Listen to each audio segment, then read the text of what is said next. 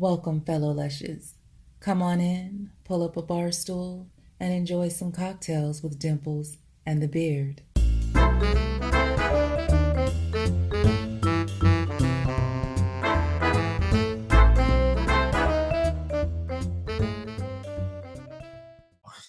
Ugh, why'd you show me that? Welcome back to another episode of Cocktails with Dimples and the Beard, and I just saw more of Dimples than I needed to. You're welcome. Pasty, motherfucker. I know, and I was pasty. in the sun all weekend long. At the Mile of Music, eh? At the Mile. So long over now. It feels like forever. This is like a month and a half ago. Yeah. Feels like it was yesterday, but guess what? It wasn't. It wasn't. Boy, what a good year. Yeah, that was a great year. Mile 12. What a good year. Hopefully we're part of Mile 13. Just I gonna know put we it have into the a bad universe. year, but yeah. Well, 2020 was a bad year. Collaborate. Didn't they cancel it 2020? Okay, well, yeah. No, That's a bad year. Downer. Let's go. Anyway, I already said welcome back, so welcome back. I'm going to crack open another beer from our friends at Lion's Tail Brewing here in Neenah, Wisconsin. Check them out and there. And let's see what he thinks of the beer.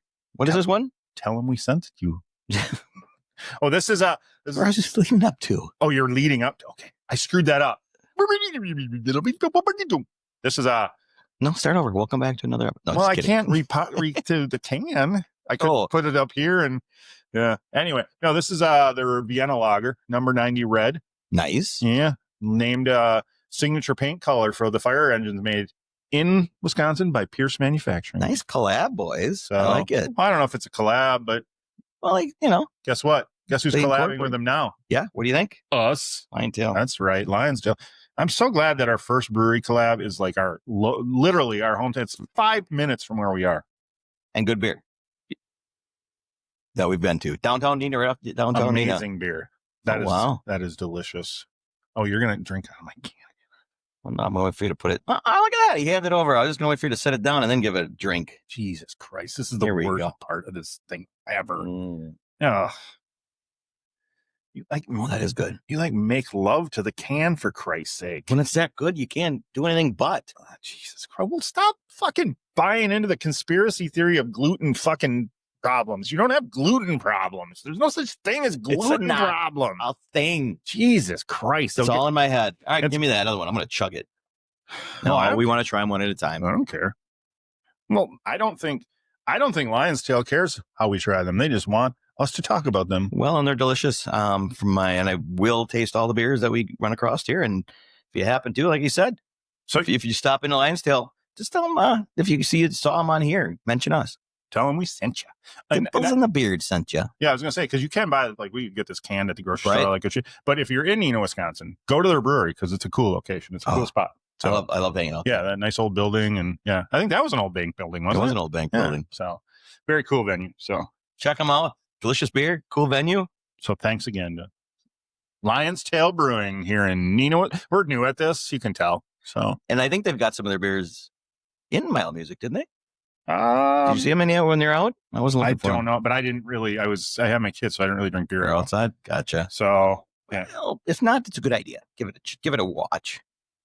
I think another local brewery may dominate the majority of the beer down there since they're part of the. Well, they are, but I know I've seen them at some bars, but venturing out. Yeah, that's for sure. I would talk about the notes and the stuff like that, but it's good. Is that really what it comes down to at the end of the day? Is it delicious or is it not? It's good. So, yeah, I don't know. It's apparently it's malty. The back of the can tells me it's malty. I like a good malt. So it is. Is that the same thing? Like when I get a malt, like with an ice cream malt, is that the same malt? No. Oh, do you know that? No, you don't, do you? For a malt, they put malted milk balls in your malt and blend it up. But isn't a malted milk ball, the malt in there, the same malt that's in a beer? No. Okay. Are you sure? I don't think you're right. Absolutely. I think malt is malt. I'm positive it's not even close. You know, I made beer once, right? I know these things. So did you use malted milk balls? I did. Yeah. I didn't have any malt, so I was like, malted milk balls will do it. A couple boxes of malted milk balls. It was delicious. That was the most disgusting beer ever. That If I were to sponsor, if I were to offer to sponsor a beer, I would say no. That's how terrible that was. I drank 1/4 of one bottle and threw the other 8 1/3 away. Whatever there was, I don't remember. There's no saving this. No, and then I never made it again. So, what do you think the percentages of somebody making beer, their first batch being delicious? 3%. Okay, 3%. The first batch they ever make being good, 3%. All right. Yeah, I don't giving think them a lot of credit out there. I don't think it happens a lot. No, I was going to say 0. No, I think there are guys who are just fucking, they know what they're doing and they don't make it until they know what they're doing, which is the right way. But most of us guys just fucking, I can make beer. And then go and, yeah. Yeah, I took out of the New London Public Library. I'm in, criminalizing myself. I love that you say library. I rented a book, How to Make Beer. And you rented a book? I rented the book. It's a library. I think you check it out. Oh, I'll check out the library. That's a good idea. If you rented the book, why didn't you go to a book rental store? Because I went to the library, and I never returned it. So I don't have it. And I never attempted it. But we were going to make our own beer. What? How long ago was this? In high school. From your school library? No, the New London one. The public library? Yeah. Oh, I'm going to call them and see what your fine is. I guarantee you're on record. You probably they never forget that shit. You got to fine like $6,000. It would be. It's 1984. Can you imagine you get pulled over by the police? They're like, you got that book? You got that I've been looking for you. They're that book. And did you make any of that beer? I never even, we didn't do it. I ran into a friend at Mile of Music. I haven't seen him in a decade, but I ran into him at Mile of Music, and back in the day, he made beer. I don't know if he still does, but I hope he does. I'd imagine it's a lot better today. Well, if he kept doing it, it was good. Right. It was good back then, so I remember it being good back then. Okay. Yeah. Well, there you go. So, and I'm sure his first batch was horrible, though. If he still does make beer, and he sees this, and he wants us to drink it, and he'll give it to us for free, count us in. Boom. You know who you are. He probably doesn't. I was going to say, I actually wrong to mention his name? I don't want to. Or did you forget his name? No, I don't want to mention his name for reasons I will tell you later. All right, never mind. Yeah, but he's my gay lover. He was wanted by a library somewhere too. No, he's my gay lover. Oh, perfect. So, you know who you are. Anyway. Yes, anyways. In the what time? What time?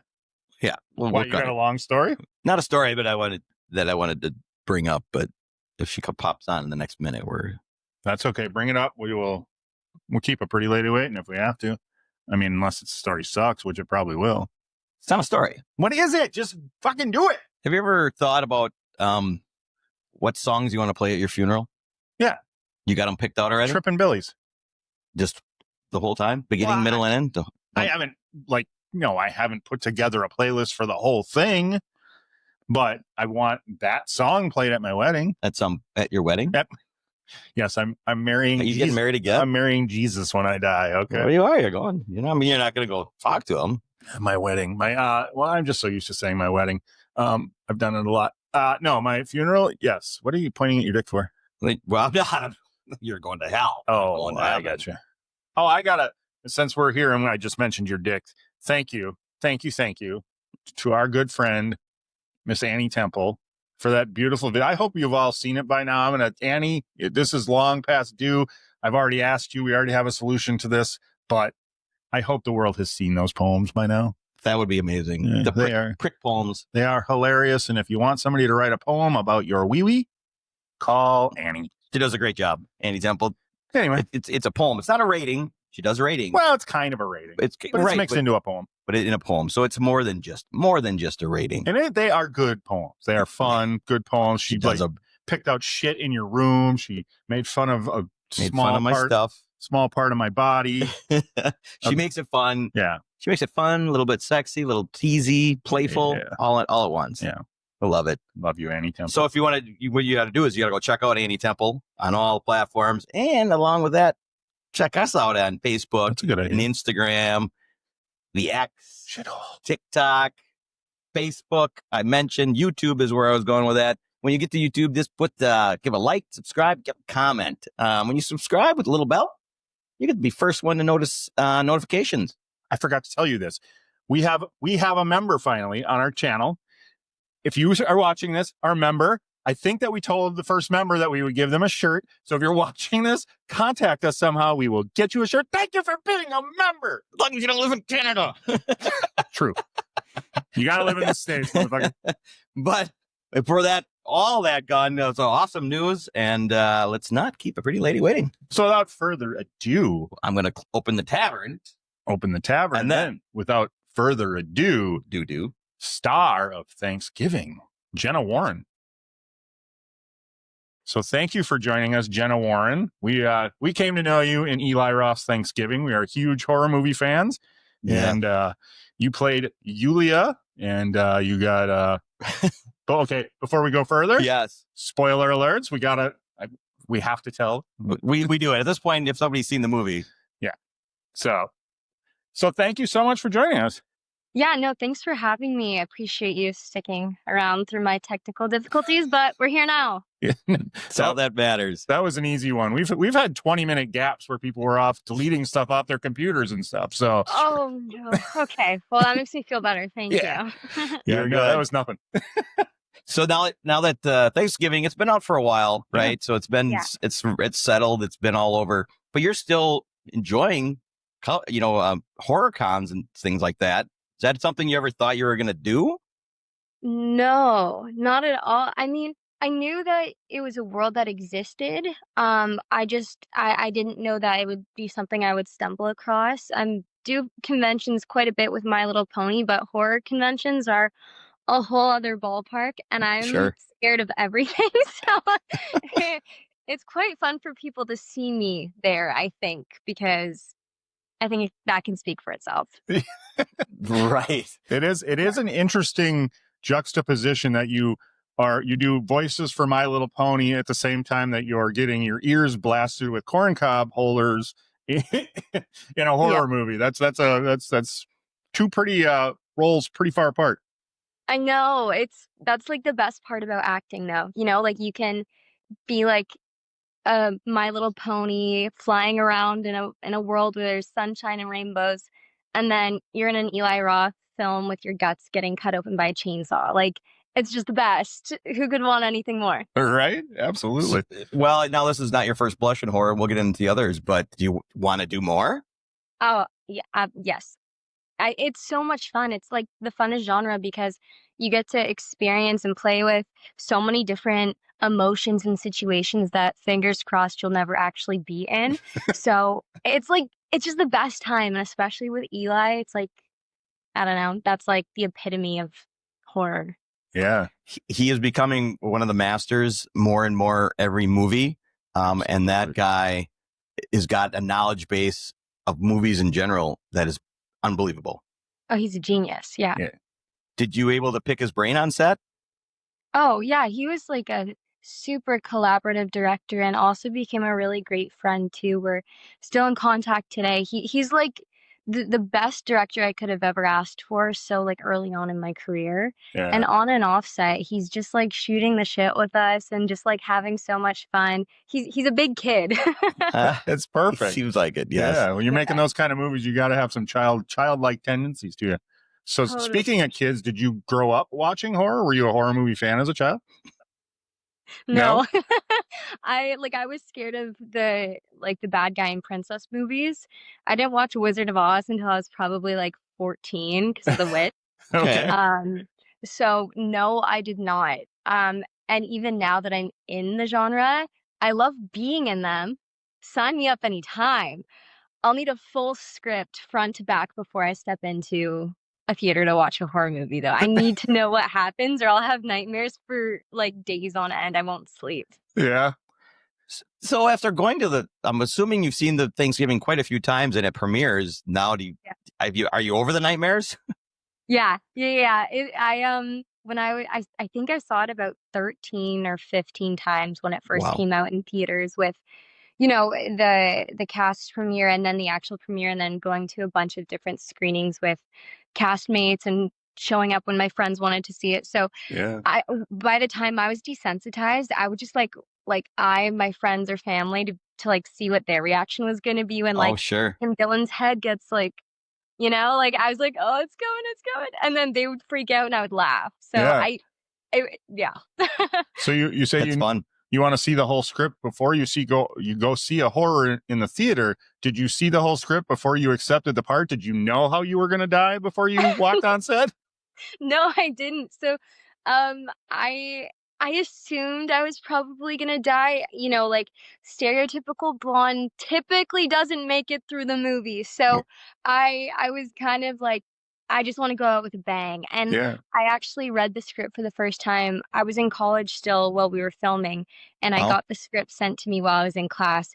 And I like scrolled all the way to the end. I like Command F'd my name. I was just like, duh, how do I die? And like in class, I'm just like looking through the whole script. But then actually, my death intensified after we wrapped. So he called us back a few months later, same with Karen. Yeah. Okay. We got to redo our deaths and like amplify it. So the chainsaw wasn't a part of the original script. It was just oh no, the chainsaw was. It was the corn in the ears that wasn't a part of the original script. Oh, really? But Okay. Okay. yeah, but like it adds so much more. So it was really cool to read how many different ways I die.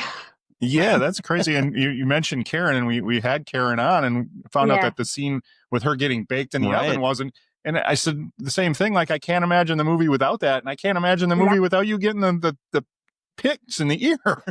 I know it would have been a very different film, and it just like is a testament to Eli knows exactly what he's doing, and he knows when it's not enough, and so he will give you everything and more.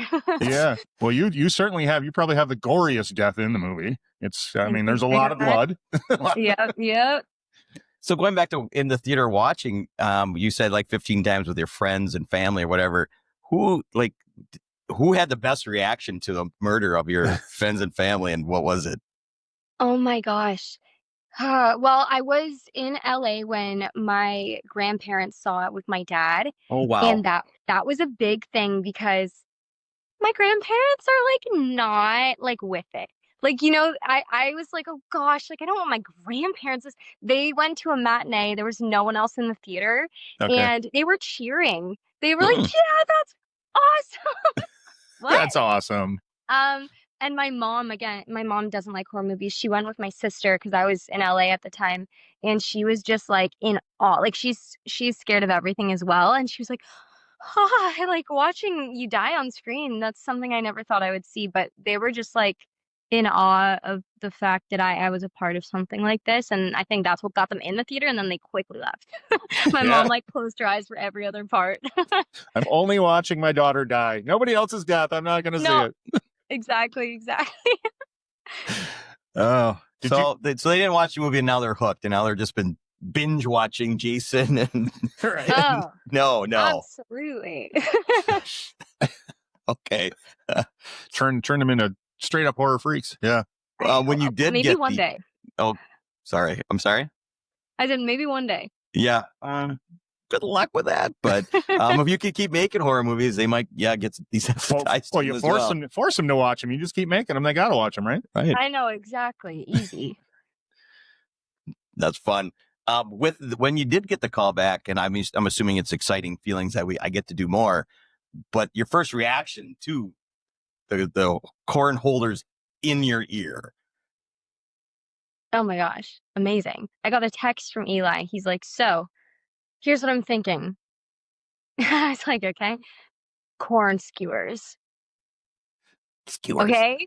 Like I got little by little, he was super ominous about it. And then when we got to set, it was so cool. And we had to do the shot in reverse. Yep. Because it had to really seem like he was jamming them in there. So then I had to act in reverse. Like you had to do it in reverse. Yeah. I'm assuming maybe not that it was the first time you ever had to act in reverse. And how many takes did that take? 7. Okay. Yeah, it was the first time, and like it just wasn't working, and so he was like, try it in reverse. I'm like, what does that even mean?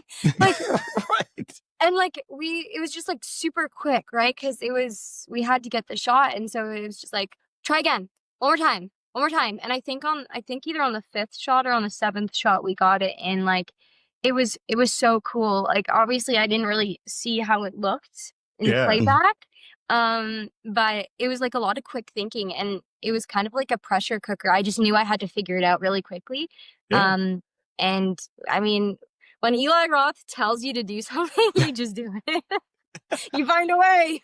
Right? I mean, there is nobody. I was saying that the same thing to Karen. We saw him. We were at a convention down in Chicago, and he was there, and he walked by us a couple different times, and we couldn't bring ourselves to say hi because it's like it's Eli Roth. Now I can't imagine having to take direction. I know.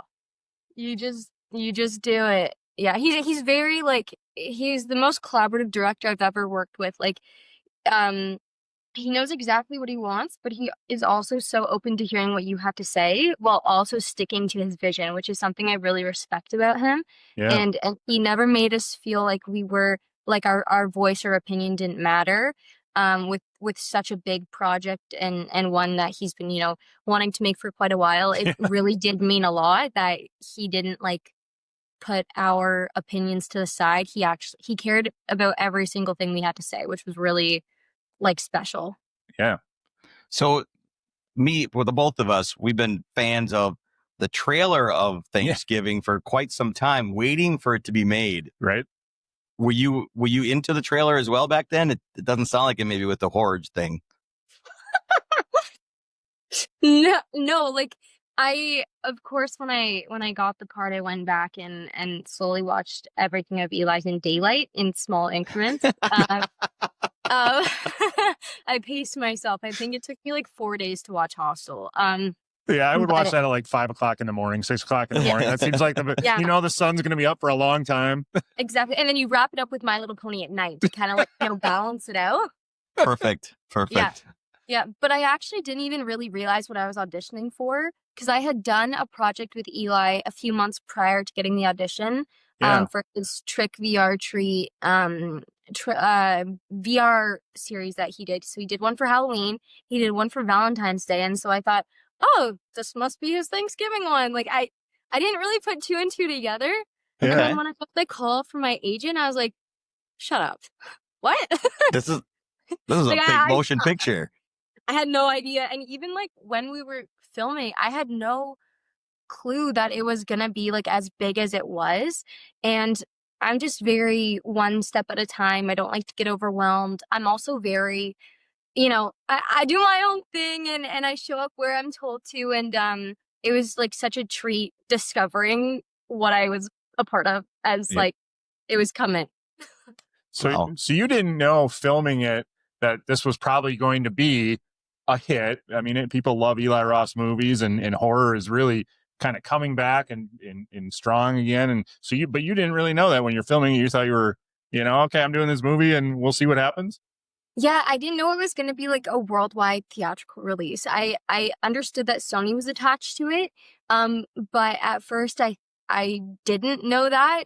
I mean, they give you so much information when you get a part. And so I was still wrapping my head around the fact that I was going to be filming and trying to figure out my school schedule and like all of the sort of A-type personality things that I sort of was like, oh, shit, okay.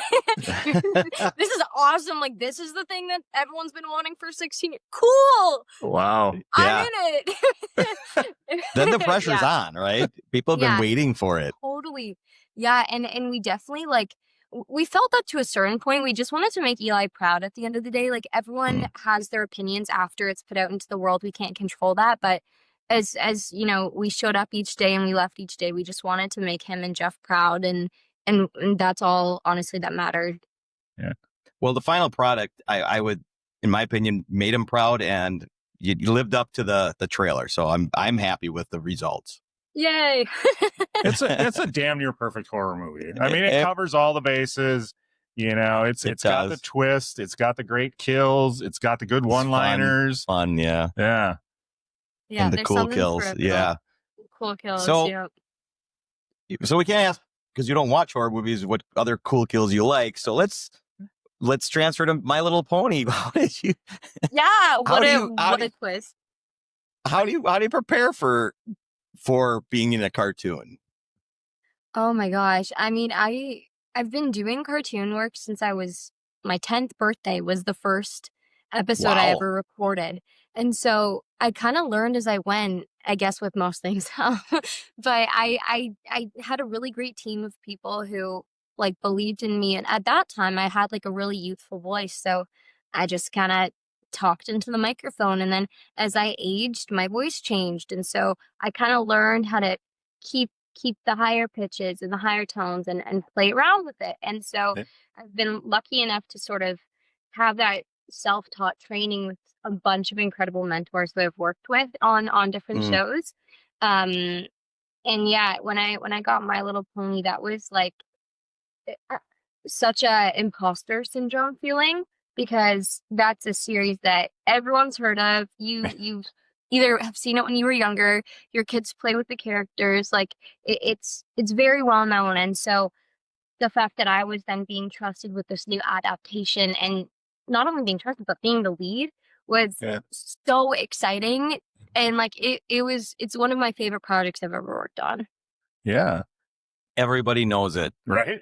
So my nephew, when he was getting in it, he was at the age where, I'm like, hey, what do you want for Christmas? And he was kind of being right at that age where he's trying to be smart alecky and kind of funny. And he's like, I don't know, My Little Pony.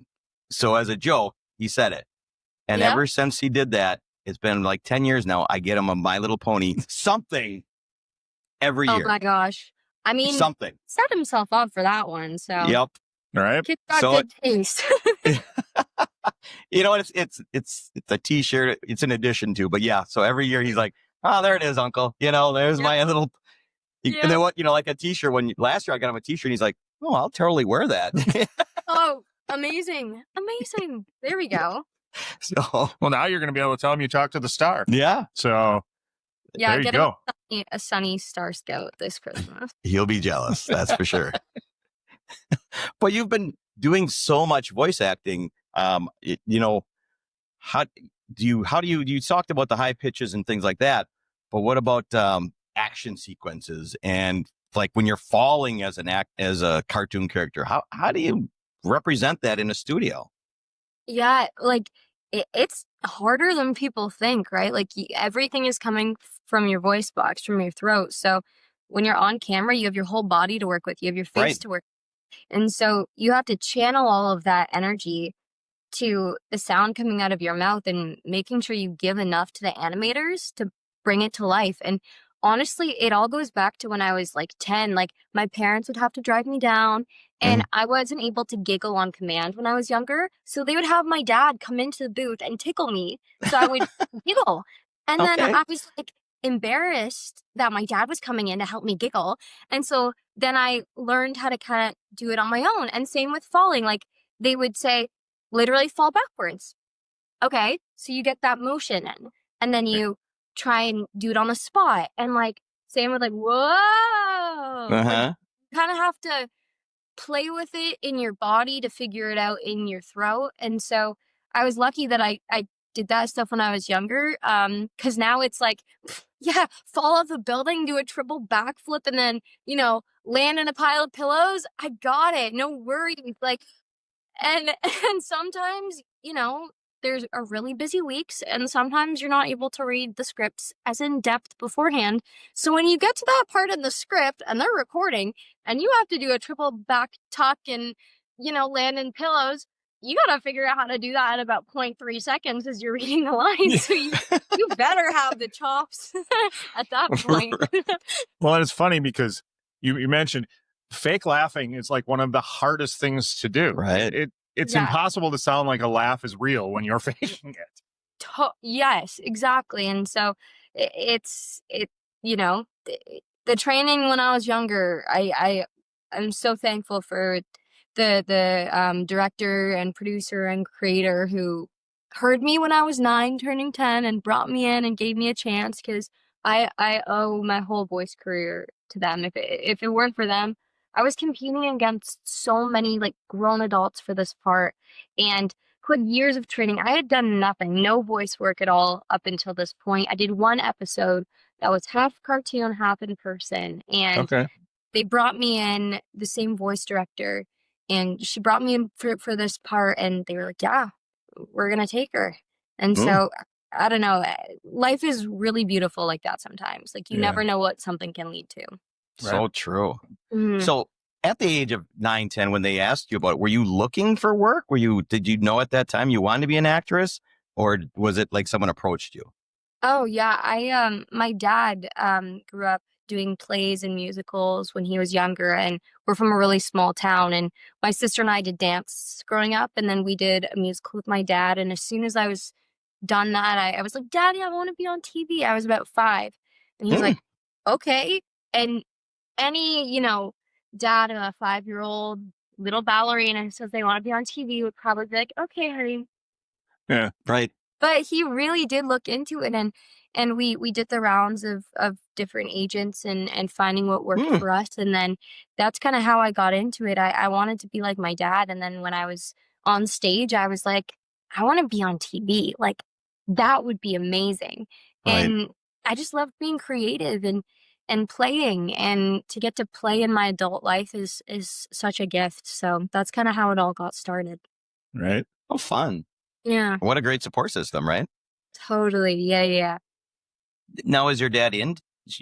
Was he like the director of plays in like local theater or high school or grade school, I should say?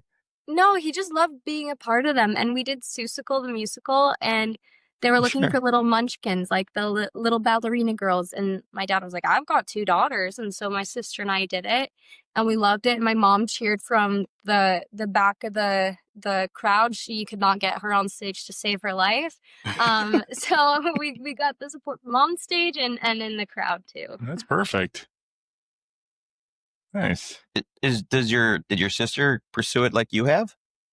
No, I mean, her and my brother, they also grew up auditioning and doing commercials, and I think she did a few TV shows when she was younger, but they decided it wasn't for them. They're like engineers, like they're so smart, and I'm off boring. Like, I get to be a train today. So, but yeah, they did it for a bit. Okay. Well, speaking of being smart, I want to go back to Thanksgiving, because that was the one thing about your character. Yulia was the smartest horror movie character of all time, because she's the only character ever who was like, we're going to get the fuck out of here. Let's go. There's people killing people. I'm going to escape. Literally. But like, I don't even know what John Carver, what the beef was. She just wanted her lipstick. She didn't even do anything. He just liked killing people. He just liked killing people. But yeah, she was booting it out of there. Right? Yeah. You know what? Maybe there's a twin sister in Russia somewhere. Who There knows? you go. Hey. Thanksgiving too. The sister comes back to get the revenge. She comes back, her dad's down on the floor, her sister's guts are in the kitchen. It's like, all right, let me get out of here. That's a good point. That's right. Because, yeah, you're so close to believing. Right? Yeah. Yep. I know. So do you think if you were to switch places with her, would you have survived the attack? Ooh, I feel like I would have seen that guy from the corner of my eye when I walked out of the bath. Like he was right there. Like, you can sense people. I feel like I would have sensed him and like ran. I don't know. I ran track. I played basketball and soccer. Maybe I could have hustled for a little bit.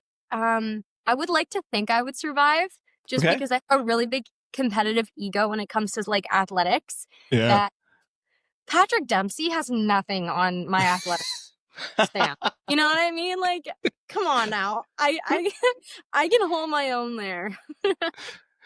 Well, you bring him up. How was it working with Mr. McDreamy? Dr. McDreamy? Dr. McDreamy, right? Yeah. Yeah, that was crazy. I remember my first day meeting him. It was our camera test day. Thank God I had my makeup done first, because you go from makeup to hair. So I was in the makeup section, walking towards the hair section, and he walked in, and he just came off of a trip. So he was bronzed and had his white silver fox hair, and he was like, "Hi, I'm Patrick Dempsey." I'm like, I know you. I'm Jenna. he didn't say his last name, but he did introduce himself, and he was so kind, and like he hung out with us. He would go to dinner with us. Oh, it was nice. just super cool. Yeah, my friends were very jealous. I would imagine, yeah. Yeah, well, and so at what point did you know he was in the movie with you?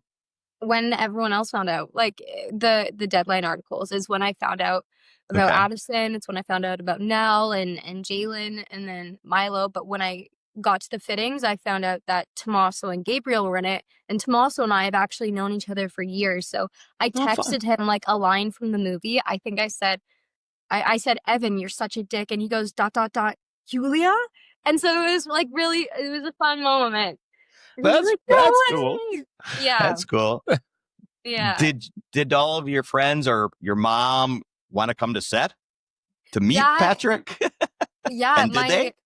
No, I mean, it was super like, kept it under wraps, but we actually shot in a town very close to where I grew up. And so, I forgot something when I was home and my dad came to base camp and he got to meet Addison.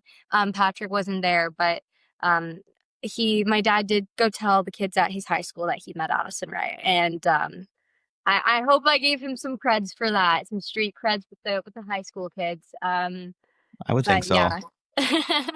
I would think so. Yeah, for sure. I know. I have a 10-year-old daughter, and we were just at a local music festival this weekend. And she was, as we were walking out of there, she's like, "Dad, it's cool that you do a podcast. I get to shake hands with famous people because we've had some of the band members on. So I get it. Like, you get a little cred from that." I'm like, yeah. You're like, yes, I did do that. Thank you for thinking it's cool. That's for sure. That's awesome.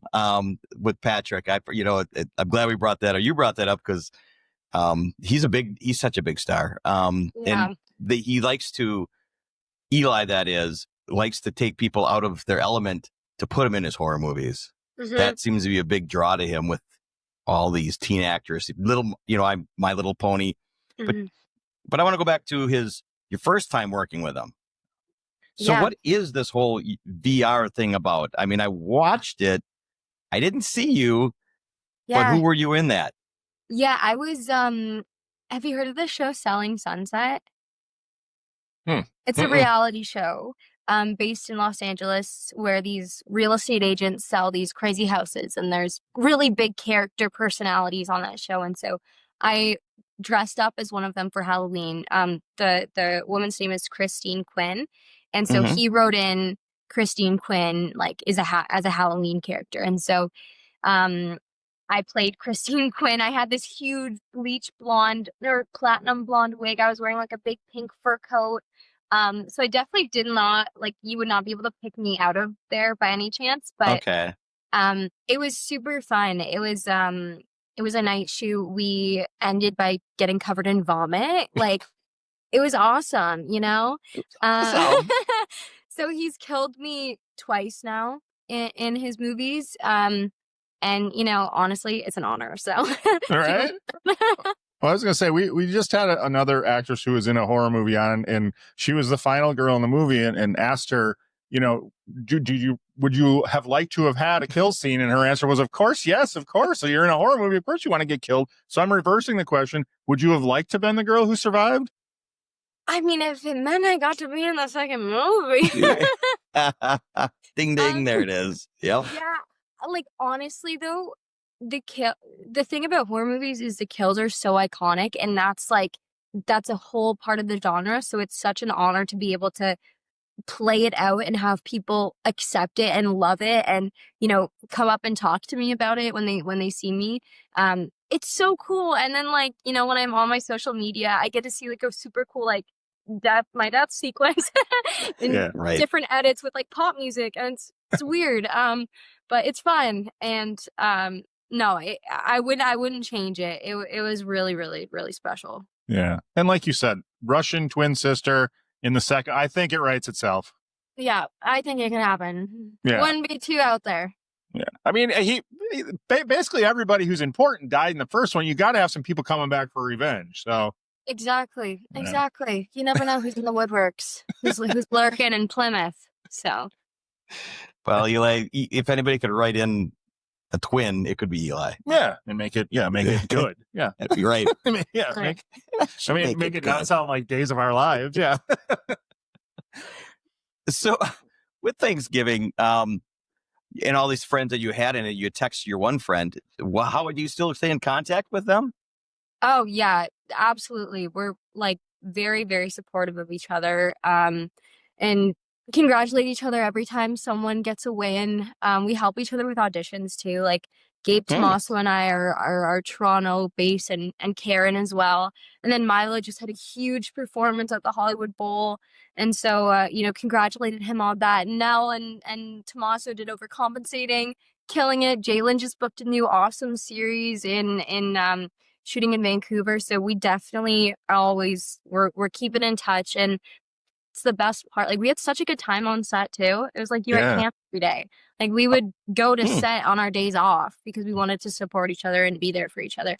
Oh, and Addison's killing the pop world too. Like, come on, she's killing it. So yeah, it's fun to watch everybody, continue on. Were there any? Did you guys prank each other or do anything? What did you do to pass the time during those sets when you weren't in the scene? Not so much pranking, but like Patrick got me good on the first day, if you want to hear that story. So I'm terrified of clowns. Terrified beyond words. And there's a clown in the movie, and I guess they were testing out if the clown suit fit him. So mind you, first day, just met this man, and all of my cast too. Just met everyone. And so we're doing our test shots. A bunch of execs are there. Like it's the kind of thing where your contract's there, but you never know. Like it's a test day for a reason.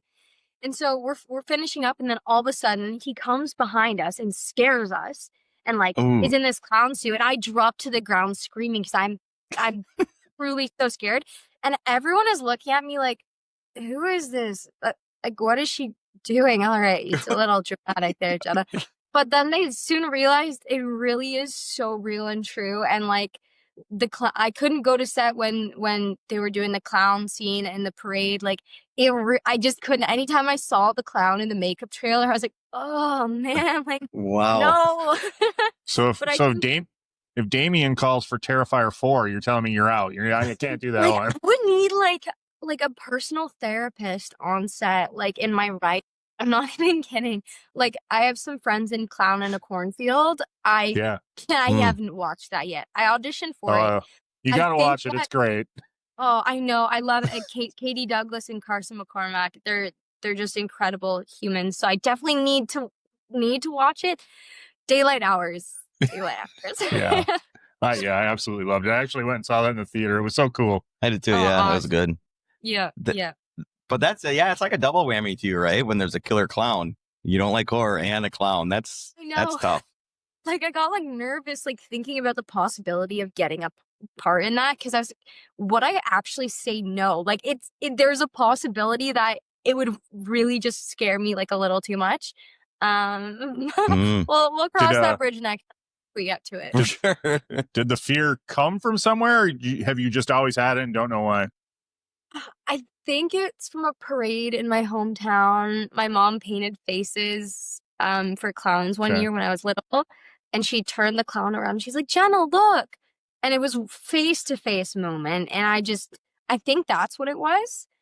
Okay. I mean, that's what I tell myself now. I think so. Yeah, I just don't. That actually makes sense.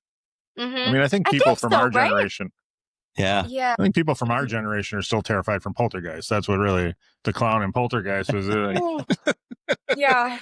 Nope. That's a no for me. Yeah. Okay. Well, maybe you'll get over it sometime. Now, what if Eli Roth is making a clown movie and he's like you? I would do anything for Eli. I would do anything for Eli. What if he wanted you to be the killer in a clown mask or makeup? They actually, you know what? Gabe and Jalen did try and get me to put the mask on. They thought it would help me. Yeah, immersion therapy. I was like, I don't want to be the mind of this monster. It didn't work. Didn't work. Okay. No. Okay. So the John Carver mask isn't as scary as a clown. That one didn't get you like a clown. No, it was like little baby. It is a funny looking mask for sure. Yeah. Do you have any idea where that mask came from? I think it's based off of a statue. I could be lying to you right now. I honestly have no clue. Sure. Yeah. Hey, it sounds good. Yeah, right? Go with it. Yeah. We'll take it. Yeah. Did so for actual Thanksgiving, do you have any like tradition that for Thanksgiving in your personal life? My siblings, they always make like a mashed potato volcano. That's the Nice. thing that Wait, I what? think, like, they load their potatoes in the shape Yeah. of a volcano, and they'll put the gravy in the middle, and it like goes down. That's really Okay. the only thing. And then I love the fact that I can bring up the movie every Thanksgiving, Yes. and I'm like, pass the corn, or don't. You have that for life. Right? I know you weren't at the table, but did you get a chance to partake in any cooked Karen? I was there when they were filming that scene, because again, we would go to set all the time, and so Jalen and I weren't in it, but we watched, and watching that scene was the first time where we were like, we're making a horror movie, like, because we just Oh. had so much fun, but watching that scene was like so graphic and intense, and like we left, like it was just like a little too real. Okay. Karen. Yeah. She sold it. She did. She sold it. Yeah, she did.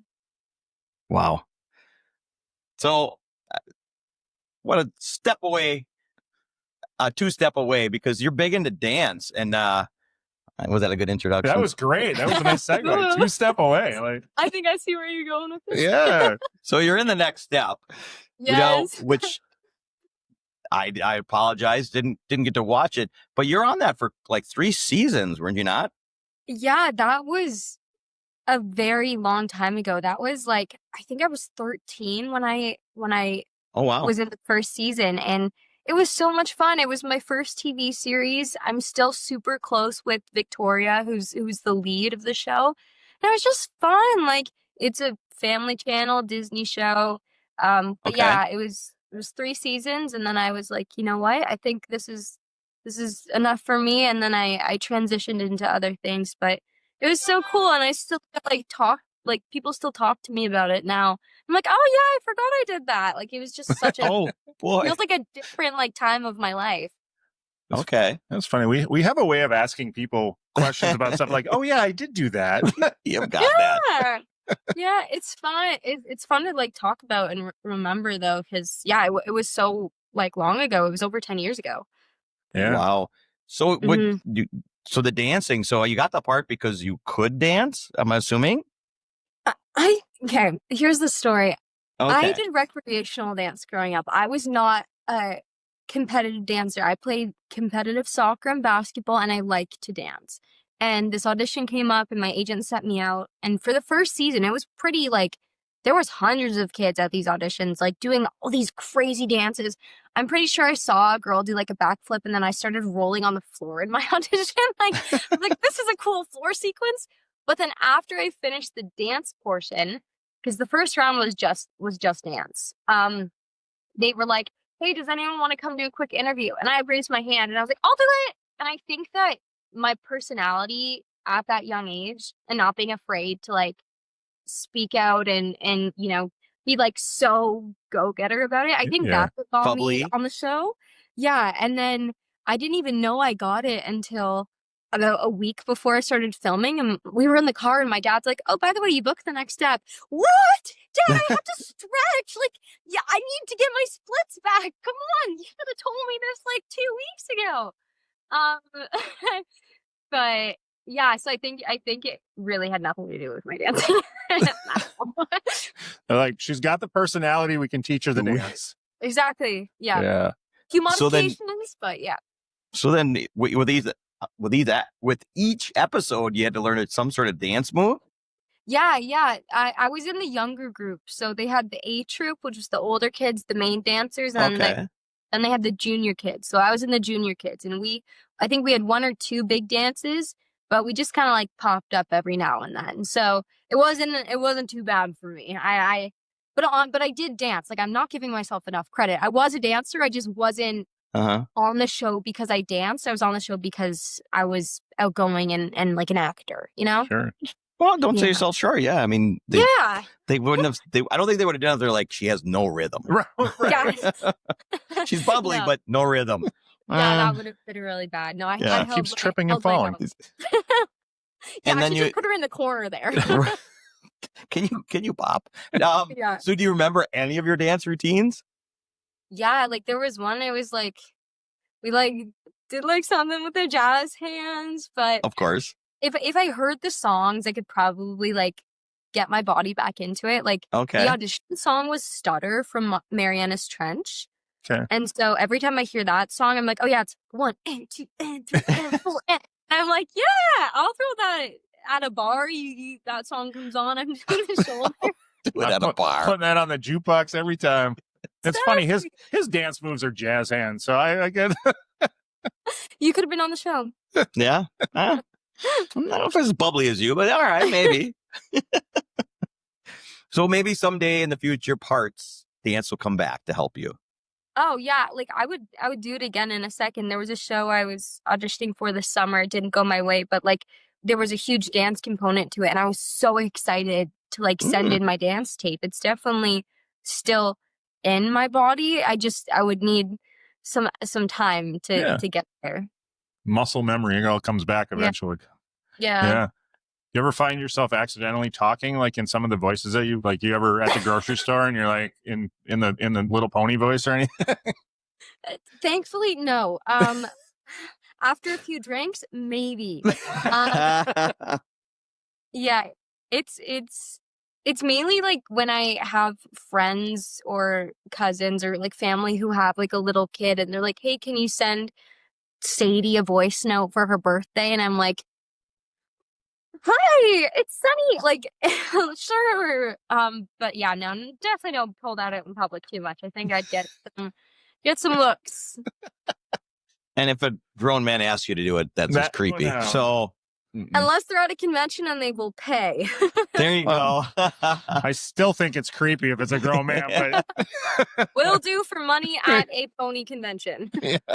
True. So you've done conventions for My Little Pony, or just what is it, like a cartoon convention, or what does that entail? Yeah, no, they're called Brony conventions, which I didn't know was a thing until I became a part of the My Little Pony world. But it's strictly just My Little Pony. And Oh wow.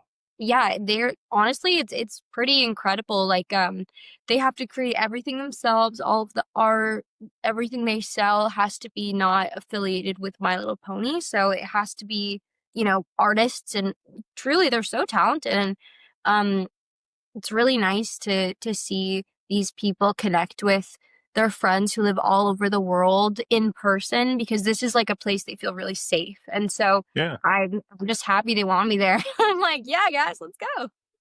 Okay. So, and Yeah. I see that. So if somebody would to hire you on Cameo, you could get the My Little Pony voices. Yeah. Okay. We love Cameo. We're such big fans of Cameo. Yeah. Yeah, I just started, so Yeah. we'll see how it goes. But yeah, it's fun to get a little message every once in a while as like a reminder that people do like and listen to what I do. That's Yeah. also what's really cool about the My Little Pony conventions, is that not that I do any of this for recognition or praise or anything. It's because I really love acting, but it's cool to get that feedback in person for a cartoon series, because Yeah. it's just my voice. It's not like people recognize me walking down the street. Sure. So it's cool to see all these people who genuinely love the show that I wouldn't even realize, so it's really cool in that way. Yeah. Okay. Have you done some conventions for Thanksgiving as well?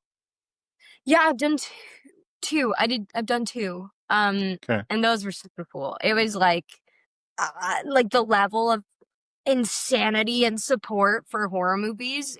I Yeah. didn't even like understand these people are Over the so die hard. Yeah, and like I'm just in awe that they want to talk to me. You know, like I understand we're part of like a super cool movie, but like it's still doesn't click to me that like they don't know me as like Jenna from high school. They know me as like, oh my gosh, you were in Eli Roth's movie. And it's like, yeah, I was. Nice to meet you. Like the 2 and 2 still don't go together for me sometimes, but it's super cool. And like when people come up with cool posters they've made or like dressed up with like corn in their ears, I'm like, stop it! Like that's so cool. That happened. Yeah, That's awesome. Yeah, it was really cool. It was like a DIY. Like they had a headband and like corn skewers. I love it. Yeah, it was super fun. Like the old Steve Martin thing. Right. Yes, I do that. Instead of an arrow, it's corn skewers. Yeah. And by the way, I'm so glad you said skewers before because we were saying like every word other than skewers for them. I think so. Corn pokers and I think it was pokers. Yeah. The things that hold the corn. Right, exactly. Yeah, you know, and we're in Wisconsin. We should know what they're called. We eat a lot of corn on the cob.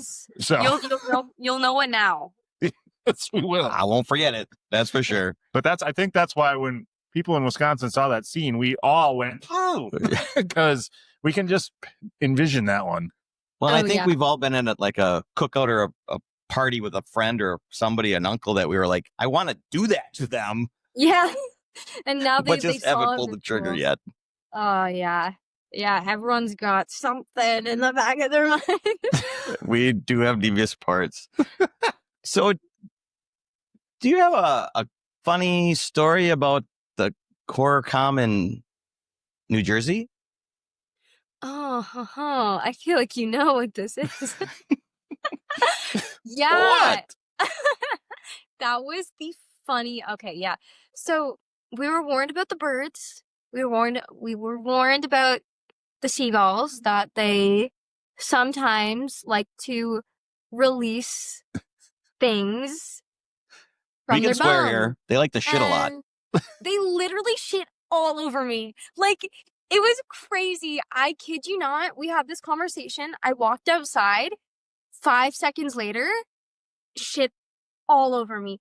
And I was with Gabriel and our manager, Sarah. And Gabe and I and Sarah, we all got hit. No. They'll say they got hit. I got annihilated by this bird. Like, it felt like a personal attack. And it got in my hair. It got down my shirt. And, like, I was wearing a white shirt, too. And I was like, how am I going to get this out? So, like, I ran back upstairs. And Gabe was like, what? Do I have any on me? He's like, I don't even see it. I was like, it's right on your neck, dude. Yeah, so... And, like, then we all had to get in this elevator. And I felt so bad because I just knew I smelled awful. And now we're in closed quarters. And all these people, like, know who I am because they're at the convention. And I... But it was such a funny story. And honestly, I laughed about it after I showered. I just had to get in that shower. I was gagging at the smell. I've never, I was like, I better have good luck for the rest of my life after this moment in time. And then I had to travel back to LA with my shit clothes in a bag. My clothes in a bag because I'm not getting rid of that shirt. I need to try and get the stains out. So, yeah, it was a good memory. Now, were you successful? Do you still own the shirt, or did you eventually have to? All right. I do. Yeah, I do. I know my mom's proud. Sorry to put you in the spot, but it's too good to not talk about. That's a good. No, I mean, I'm honestly so glad you brought it up. I love talking about it. I'm used to you asking that question. The guest going, "What? What are you talking about?" So I really thought this might be one of those. Yeah, no, I hadn't heard the story. I'm a virgin to this story. That was my first time hearing this, so I'm so glad he asked too.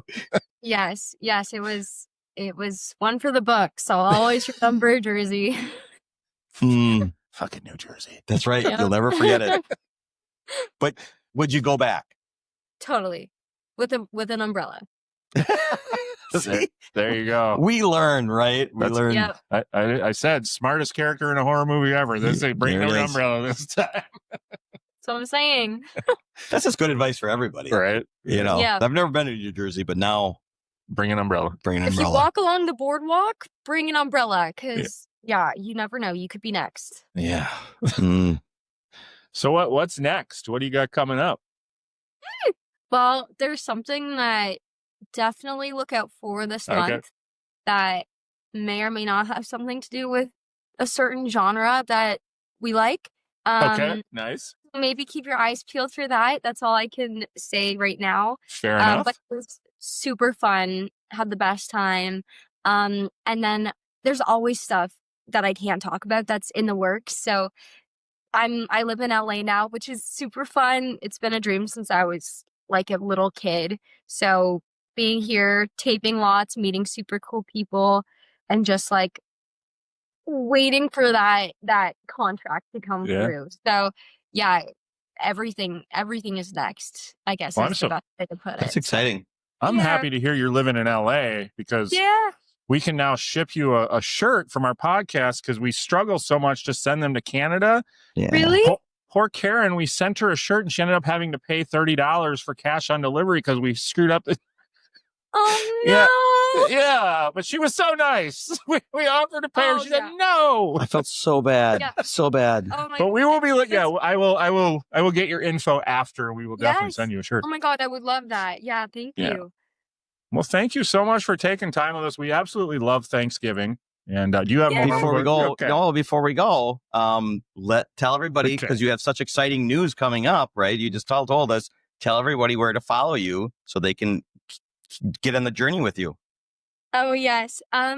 So on Instagram, Jenna_Warren. And then I have fun on TikTok, but that you can follow that if you want. It's __ Jenna Michelle. But Okay. Instagram's probably where you'll see more of my fun acting stuff. So yeah. Nice. Perfect. Well, thank you so much. We, like I said, we absolutely love the movie, and we can't wait to see what else is coming out. And we will be keeping our eyes peeled for it. So, And you're always Yay! welcome back to promote whatever you got. You Oh my god. She's Thank like, you guys. I'm out. Yes. Thank you so much for everything. It's been a delight to talk to. Oh my gosh, you guys too. I appreciate it so much. Thanks for hanging in there with me through all my Yeah. Oh, ups and absolutely. downs. Our pleasure. It was very worth it. Thank you All so right. much. Have a good night. Night night. Thank you too. Thank you for listening.